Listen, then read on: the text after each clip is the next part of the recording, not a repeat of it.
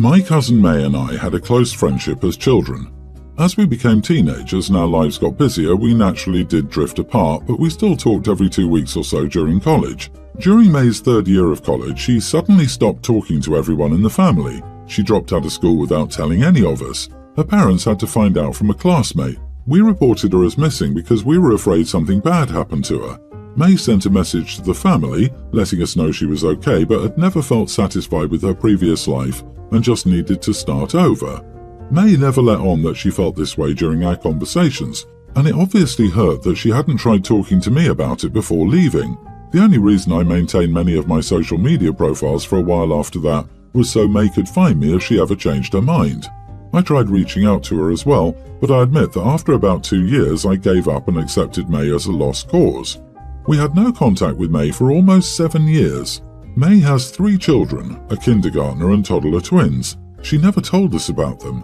May never reached out during her pregnancies or after any of their births. May explained that her daughter's father had passed away and the twins' father had taken off. She was doing her best on her own, but after the boy twin was diagnosed with a disability, she realized that she couldn't do it on her own anymore.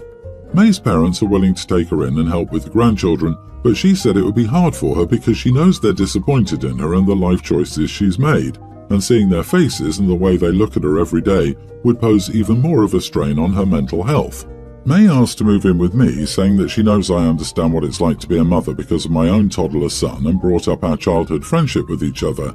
I told May that I'd also been hurt and disappointed by her actions. She never tried to talk with me about her feelings of dissatisfaction or wanting to start over. Instead, she just took off and left us to worry about her. I can empathise with being a mother, but I must also put my child's well-being first.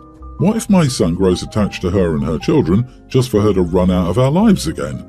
My son has had enough loss in his life. How could I allow her to move in and trust her not to hurt us again? May is staying with her parents right now. May texted me saying she wished I'd allowed her to move in because, as she told me before, it's a huge mental strain on her to live with her parents and see the disappointment in their eyes every day. She also told me that she hoped our years of friendship would have meant more to me when facing such a low point in her life, both when she first left and now that she's returned. Am I the idiot? Not the idiot. May abandoned you, and now that it's convenient for her, she wants to return. Let's be clear, not because she wanted to be with you, but because she wanted to be apart from her parents and she needs help with her kids. Please don't get emotionally sucked into this. You did nothing wrong, and you and your kid should not have to disadvantage yourself to have 4 more people moving in with you, especially if she has a home. OP, you're still hurt by May's behaviour. You tried to reach out for 2 years. What did your friendship mean to her then? Please continue to keep your distance. How will May financially support herself and the kids? You're still going to be used financially and feel that way. I think May isn't being completely honest with you. Is there any proof her baby daddy actually died? Given her history of running away and cutting people off, there's a chance she might be lying. It is a manipulation tactic. She appears more pitiful and helpless as a widow. If you and her family think that she's a widow, then no one will be bothering her to go to court and get some child support either. Ask her if she's getting the death benefits for her child if you're in the US. Ask her in front of her parents. I wouldn't be surprised if she bailed on both men and didn't want them to have any custody or say in raising her children. So many red flags and warning lights. Do not let this prodigal cousin move in and take over your life. When May has another opportunity, love her, she will probably disappear again and dump her kids on you. 100% this. I think it makes sense for the OP to be skeptical of May's story, given that cutting off family for 7 years without warning is something you'd expect from someone with an abusive spouse. Maybe May is running away from him, but she has her parents' support. My wife has been a bit weird around our dog lately. Our dog is a female 3-year-old cowboy corgi. We live on a farm and she's a good farmhand. Now, my wife wasn't supposed to be able to have kids due to cancer. We were told she would never have babies due to the damage. Despite this, God blessed us with a beautiful baby girl. My daughter is just learning to walk. She's taken a few steps here and there, but walks constantly with her push-along walker. Last night, our daughter stood up on her own and took about 4 steps, and I was sitting there recording it. Well, our dog, for whatever reason, will knock the baby over whenever she tries walking and bark at us, almost like she's telling us not to let the baby walk. I think it's funny and cute. My wife, on the other hand, is entirely fed up and doesn't want the dog around the baby at all anymore. She's told me a bunch of times that she's tired of the dog knocking the baby over on purpose and that the dog is going to make our daughter fearful of walking. I don't believe this under any circumstances, but my wife is very much down my throat about it. Well, this morning, before the dog and I went out to do our chores, Abigail was taking some big steps and walking around the kitchen with just her hand on the cupboards. She let go to clap, and when she did, my dog ran over and knocked her over again. My wife took off her flip-flops and waved them at the dog, causing the dog to run outdoors, and she told me, "That dog goes anywhere near our baby again, and I swear to God I'll leave." I told her she was being extreme, which set her off more because she was tired of explaining her case to me, and tired of me thinking it's damn cute that the dog is purposely knocking our kid over. I told her I'm not keeping the dog away from our kid because that would create a toxic behaviour from the dog. She said she would leave then. Either the dog or her and the baby, basically. Am I the idiot? Not gonna lie, this cracked me up, especially a corgi. Come on, a corgi of all things. But seriously, train your dog, OP. A one-time thing is something to laugh at. Repeated behaviour, not so much. Your wife has said it's her and the baby or the dog. OP, my guy, it really is time. Train your dog. Teach your dog some boundaries and please grow up.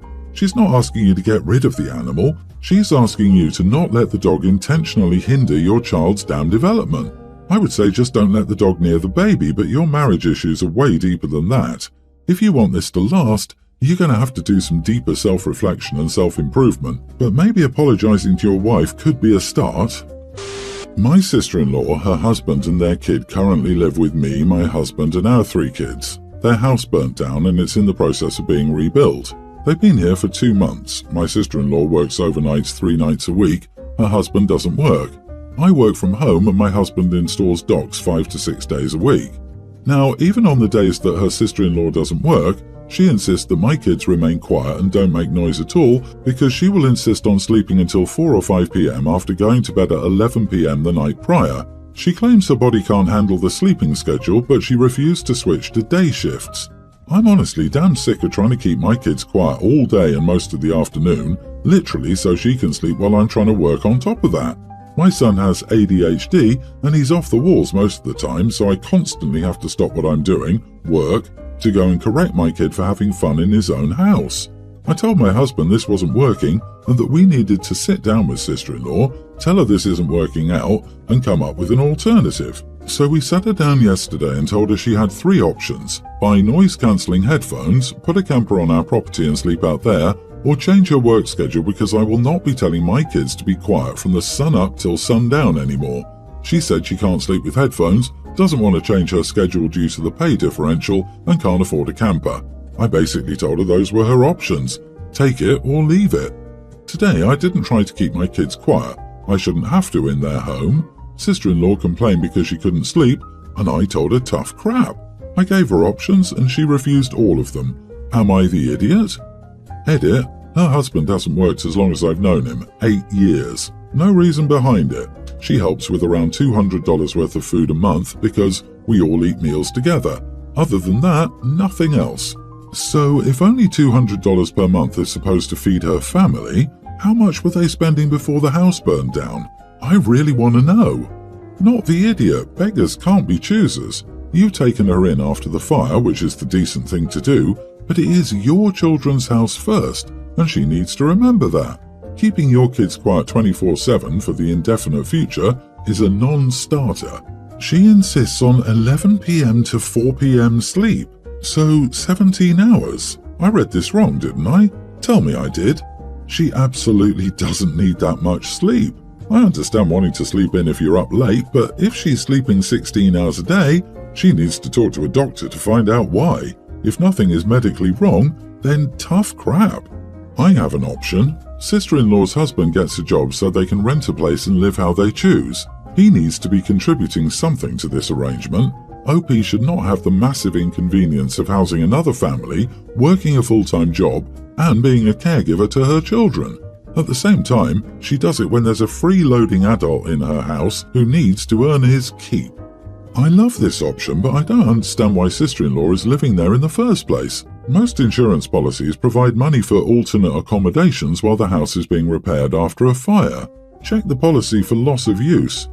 I was looking for this comment. Dollars to donut, she's pocketing the cash and mooching off OP. Her husband doesn't work. What does he do all day? These people sound like scammers taking advantage of OP. Free daycare for their kid, free rent, and the insurance gives them a nice monthly stipend. My nephew, toddler, just graduated from preschool and they had preschool graduation. After, all the children came to my sister's 37 house for a party since they might not see each other again and would attend different elementary schools. Our cousin, 35 male, came to the graduation and complained throughout the ceremony that it was stupid and that the kids shouldn't get to have a preschool graduation because he never got one. The kids also got recognized for learning to read, which upset him, and he said loudly, "I know how to read too, these kids are nothing special." The parents behind us became increasingly angry at him talking through the ceremony and confronted him, causing a scene. At the party, he ate several cupcakes meant for the kids, causing a shortage, so some kids couldn't get any. He sat down at the kids' table and started quizzing the kids on trivia, and when they didn't know what he was talking about, he said they were not so smart after all. He specifically picked a fight with one little girl, preschooler. She was talking about how she learned to read, and my cousin told her, "That's nothing special. 86.8% of the population can read. Do you think your kindergarten teacher will be impressed? They won't." This led to a screaming confrontation with the girl's parents, causing the children to cry. I had my cousin removed from the house. This caused a huge rift in our family, with his parents, my aunt and uncle, calling me to say, "How dare you choose the side of some random girl's parents over your own blood?" and chewing me out for my betrayal. Am I the idiot? Edit, he just hates all graduations and birthdays because he says, no one cares that you got a piece of paper or that you managed to not die. He believes no one enjoys graduation and that it's forced on people by society, and he's doing everyone some kind of service by livening it up with his commentary. He did graduate high school. I found this way funnier than I should have. He's like a scene from a crap Adam Sandler movie. Not the idiot, and it's not difficult to see why he behaves like this when his parents will not only sit back and do nothing while he's acting this way, but actually stand up for his crappy behavior when someone stops it. Your cousin, did you mean 5 instead of 35? If he needs to make kindergarten kids cry, I question his parents about their parenting. This guy is jealous of preschoolers. How insecure must someone be to be threatened by small children? Your aunt and uncle are also an embarrassment because they should have been the ones to drag him out. However, this won't be his first time being an idiot over stuff like this, and it won't be his last. So he probably shouldn't have been invited and definitely shouldn't be in the future. Attending an event celebrating children and spending it bullying said kids is a special kind of low. He needs therapy. Expressing "no one cares that you got a piece of paper" is really him saying "no one cares about or loves me." He sounds like a misanthrope, but instead of avoiding people, he just wants everyone else to be as miserable as him. So my dad has my sister, 23, my brother, 21, and me, 18 female, with our mom. They divorced when we were young because he wasn't very good to her. About 4 years ago, he got married again, and 2 years ago, he and his wife had a daughter together. It bothers my dad and his wife to an extent that we're not all about their daughter and that we act like she's different from us. She's so much younger, which is a part of everything, but the main thing is he wants us to be invested in her as much as we are with each other. He wants us to be those much older siblings who don't want to miss out on much, but none of us feel that way. She got a small surgery recently, and Dad was so upset that none of us insisted on being at the hospital with them. It wasn't a serious surgery at all, and she was home the same day, but it weighed on Dad that none of us were like, "Out of my way, we need to be there." So my siblings and I have this trip planned that coincides with celebrating my graduating high school. Dad heard about it and proposed to change of plans to us. He wanted to pay for all of us, the 3 of us, Dad, his wife and their daughter, to go to Disney or Universal for a week so that we could spend time with our half-sister as well and have sibling time with all actual siblings, not just us older 3. My siblings were all auto-no's, but I couldn't reply straight away, so Dad thought he had a chance when I said I couldn't reply.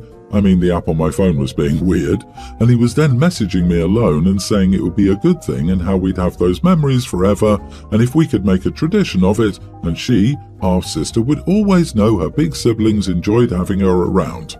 When I could reply, I did and turned down the offer as well.